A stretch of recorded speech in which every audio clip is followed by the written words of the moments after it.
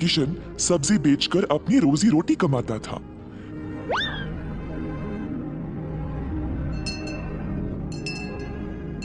किशन अकेला था तो उसी को खेत जाकर किसानों से सब्जी लाना पड़ता था।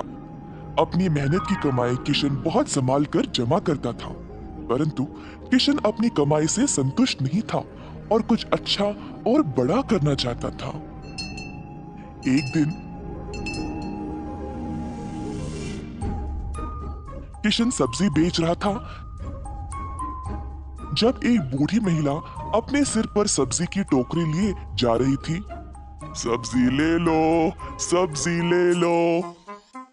किशन उस बूढ़ी औरत को देखकर हैरान रह गया। ये महिला इतनी उम्र में सब्जी बेच रही है। किशन के सब्जी बेचने से पहले ही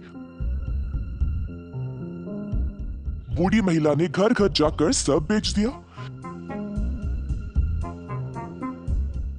जब तक किशन पहुंचा, किसी को भी और सब्जी की जरूरत नहीं थी। किशन को बुरा लगा तो उसने सोचा कि वह कल के दिन जल्दी आएगा और कुछ ना कुछ बेचेगा।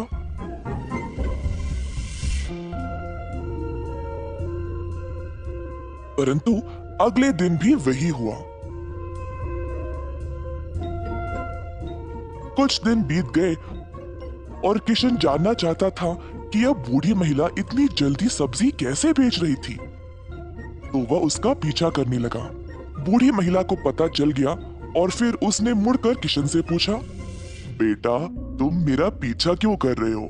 क्या जानना चाहते हो? आओ पूछो मुझे माफ करिएगा, पर मैं हैरान हूँ ये देखकर कि आप सब्जी हर रोज इतना जल्दी जल्दी कैसे बेच रही है।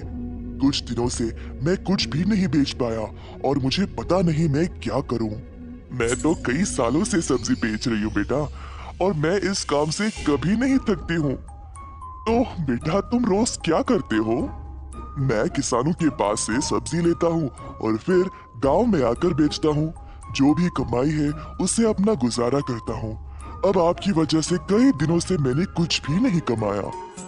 किसानों से सब्जी क्यों लेते हो? खुद की सब्जी क्यों नहीं उगाते? मुझे मदद के लिए कोई नहीं है। मैं एक छोटी सी झोंपड़ी में रहता हूँ और मेरे पास कोई जमीन भी नहीं है खेती बाड़ी करने के लिए। तुम्हें कोई बड़ी जमीन की जरूरत नहीं है। अपने घर के इर्द गिर्द जितनी भी जगह है उसमें ही तुम सब्जी उगाना शुरू करो। मुझे ये बोलने के लिए बहुत शुक्रिया अम्मा। अब केवल उगाना ही नहीं, अच्छे उर्वरक का उपयोग भी करना, तब तुम्हारी फसल अच्छी होगी। किसान सीधा घर गया और अपने घर के चारों ओर बीज बोने लगा। उसने थोड़ी सी भी जगह जाया होने नहीं दी। उसने जड़ खाने वाली सब्जियां, झाड़ियां, लताओं को बोया। कुछ हफ्तों बाद उसके सब्जियां अच्छे से उगने लगी। किशन ने उनको उखाड़ा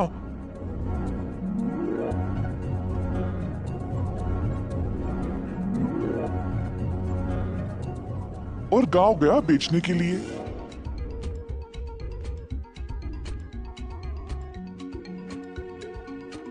दिन पे दिन किशन को और सब्जी उगने लगी। वह अच्छा पैसा कमाने लगा और सब कुछ जमा करके उसने अपने लिए खेती करने एक जमीन पर टुकड़ा खरीदा।